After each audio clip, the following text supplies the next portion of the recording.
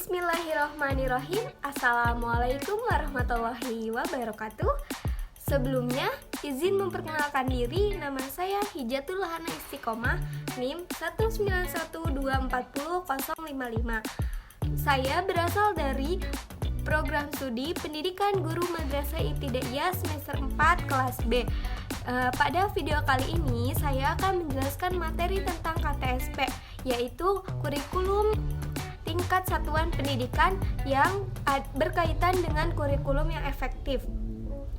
Video kali ini dibuat untuk memenuhi ujian akhir semester pada mata kuliah pengembangan kurikulum di MI atau SI. Saya akan menjelaskan tentang materi tersebut. Langsung saja saya akan menjelaskannya dengan berbagi layar. Nah, pada video kali ini saya akan menjelaskan tentang pengembangan kurikulum yang bersangkut paut pada pengembangan kurikulum yang efektif. Oleh karena itu, saya akan menjelaskannya secara rinci. Nah, di sini terdapat beberapa pengertian mengenai tentang KTSP. Nah, dapat saya simpulkan bahwa KTSP merupakan strategi pengembangan kurikulum untuk mewujudkan sekolah yang efektif, produktif, dan berprestasi. Dan selanjutnya ada karakteristik kurikulum tingkat satuan pendidikan. Yang pertama, menekankan pada ketersiapannya kompetensi siswa baik secara individual maupun klassikal. Yang kedua, berorientasi pada hasil belajar atau learning outcomes dan keberagaman. Dan yang ketiga, penyampaian dalam pembelajaran menggunakan pendekatan dan metode yang bervariasi. Adapun yang keempat, guru bukan salah satunya sumber belajar, tetapi sumber belajar lainnya yang memenuhi unsur edukatif. Dan yang kelima yaitu penilaian menekankan pada proses dan hasil belajar dalam upaya penguasaan atau pencapaian suatu kompetensi, dan ciri-ciri tersebut harus tercermin dalam praktik pembelajaran.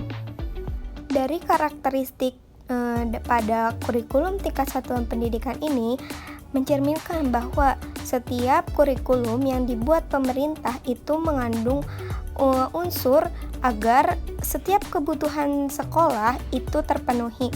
Maka dari itu, kurikulum yang dibuat atau kurikulum KTSP ini menunjang untuk kurikulum yang lebih efektif, kegiatan pembelajaran agar lebih efektif. Selanjutnya, berdasarkan Permendiknas nomor 22 tahun 2006 tentang standar isi, bahwa kurikulum dikembangkan berdasarkan prinsip-prinsip pengembangan KTSP sebagai berikut.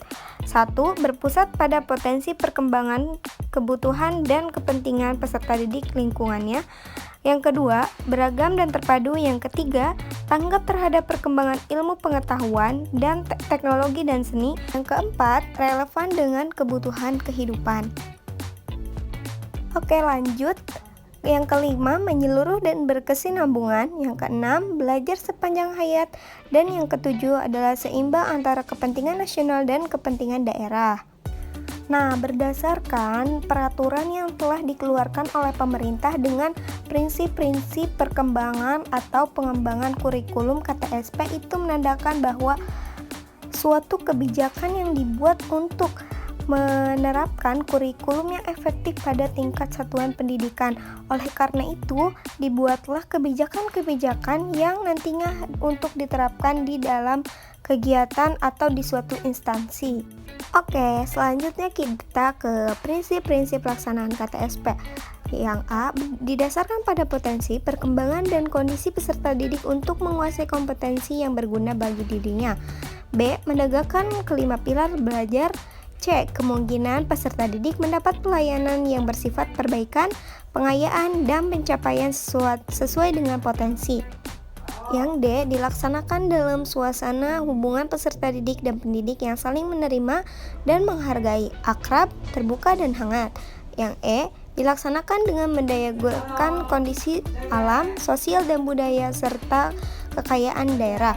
Yang F. Mencakup seluruh komponen kompetensi mata pelajaran, muatan lokal, dan pengembangan diri. Pada kurikulum tingkat satuan pendidikan memiliki fungsi. Yang pertama, fungsi penyesuaian, fungsi pengintegrasian, fungsi pembedaan, fungsi penyiapan, fungsi pemilihan, dan fungsi diagnosis. Nah, pada fungsi KTSP sendiri itu memiliki beberapa fungsi. Tentunya fungsi-fungsi tersebut untuk memenuhi atau mengadaptasikan kurikulum terhadap dunia pendidikan ataupun satuan pendidikan. Next, ada ciri-ciri KTSP.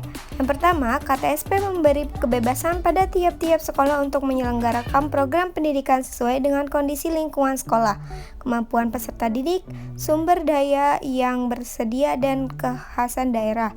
Yang kedua, orang tua dan masyarakat dapat terlibat secara aktif dalam proses pembelajaran.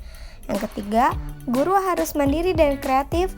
Dan yang keempat, guru diberi kebebasan untuk memanfaatkan berbagai metode pembelajaran.